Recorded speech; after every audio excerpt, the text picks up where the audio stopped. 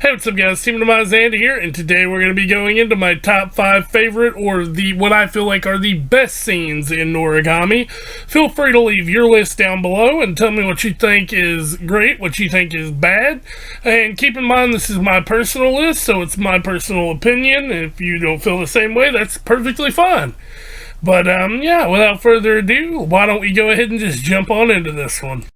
Maybe you should pull the fucking trigger. Pull the trigger.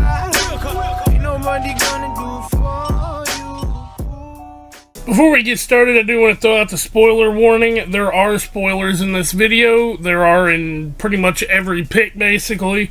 So don't forget to, if you don't want spoilers, leave now. You know, just kind of one of those things. I won't be mad at you. Alright guys, so remember like 2 seconds ago when I said spoilers? Yeah, spoilers. Ebisu's death is my number 5. He didn't really, wasn't really like a lasting character with the series in the beginning, but like, I fell in love with his character's personality. He was a really cool character that I found, like, you know, in the short time that we did have him on the screen, he made a pretty big impact. So in the fight with the gods and the higher ups, basically he sacrificed himself for Yato.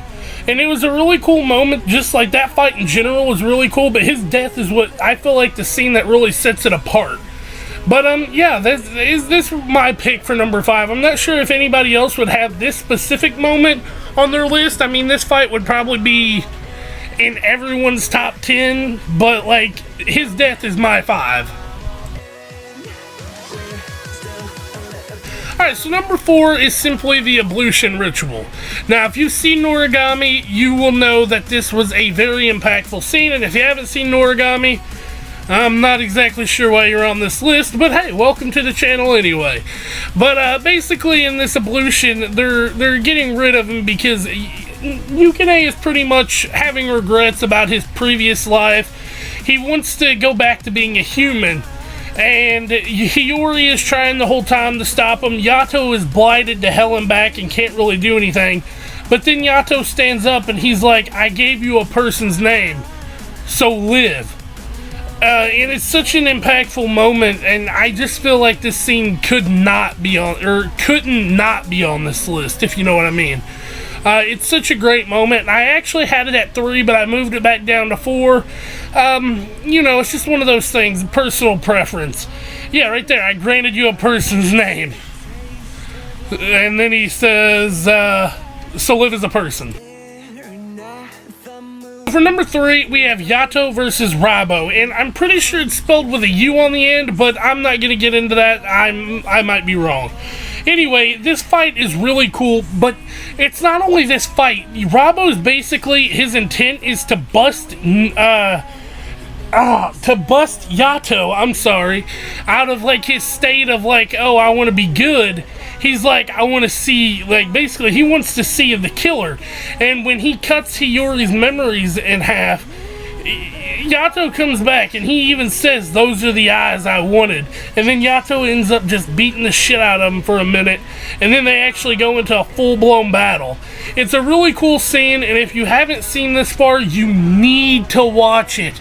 Such a cool fight. This is probably in my top 10 fights in anime that we really didn't get to see conclude.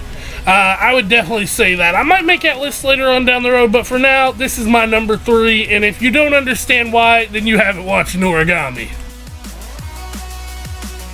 Coming in at number 2, we have another staple of these types of lists. It's Yukine becomes blessed. Now, depending on if you watch the dubbed or the subbed, I personally watched the dubbed at first, but I went back and rewatched it in subbed. It's either Regalia or Divine Instrument, whatever. In this case, in any case, Yukine becomes blessed. He puts his body in front of Yato to save him, and then gets broken in half by Bishamon. But then when Yato still senses his presence, he comes back as a twin sword. It's so awesome, you have to see it. Alright, so for my number 1, it's Yato Slaughters Bishamon's family, or clan.